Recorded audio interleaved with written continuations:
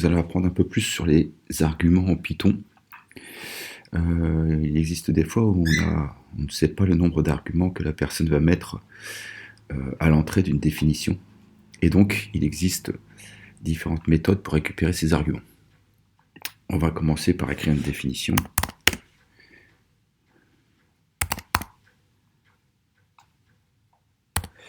On va l'appeler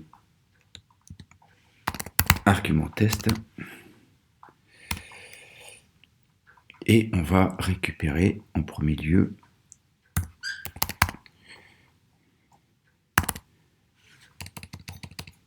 en mettant une étoile devant, on va l'appeler args. Ici, donc, on va juste faire un for arg in args. Donc, on va prendre ici les arguments qui auraient été mis en appelant la fonction argTest et on va les prendre un à un et les récupérer dans ici args. Et on va simplement les afficher.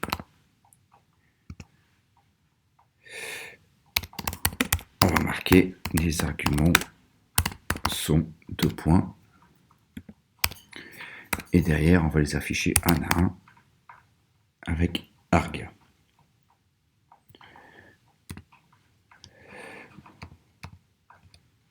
Je vais écrire ma fonction, ma définition principale. Et ici simplement, je veux appeler args test en lui mettant quelques arguments formation, informatique par exemple, Python. Je pense qu'il y en aura assez ici. Je vais appeler mon programme principal. On va le lancer donc.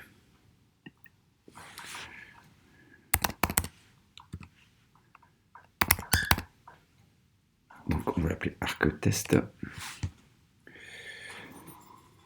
Une petite erreur ici, je rajoute le E, comme ça en même temps on voit les erreurs que ça peut engendrer. Et si on regarde le résultat que l'on trouve ici en bas, nous voyons que les 3 arguments ici donc, ont été récupérés un à un pour être affichés. Donc on voit bien que formation a été récupérée ici, puis informatique, puis Python. On pourrait ici afficher print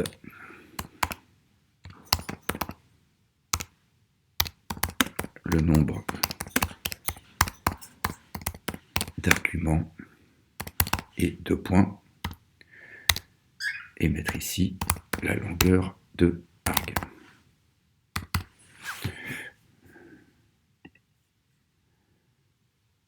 Et on voit donc ici l'information qui s'affiche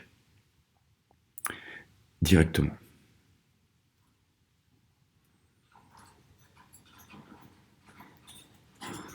Ensuite, là, les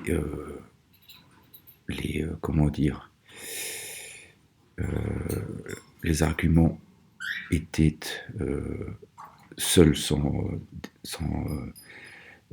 valeur, on va dire, dans chaque variable. Et donc là, maintenant, on va essayer d'utiliser la même chose, mais avec des variables que l'on va initialiser avec des choses à l'intérieur. Donc, je vais reprendre ça ici, et je vais ajouter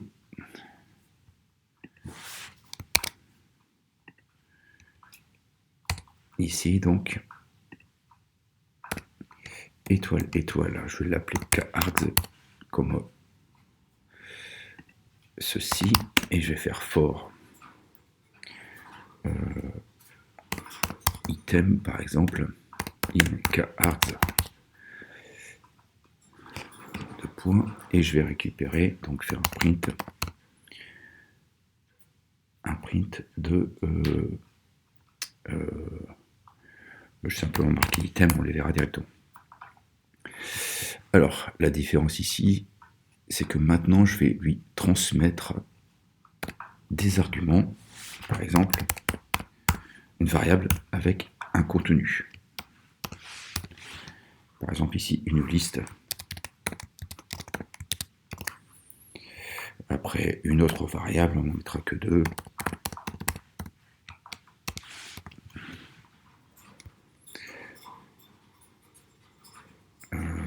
Je crois 34, 42, 56. Et donc, la parenthèse est bien fermée.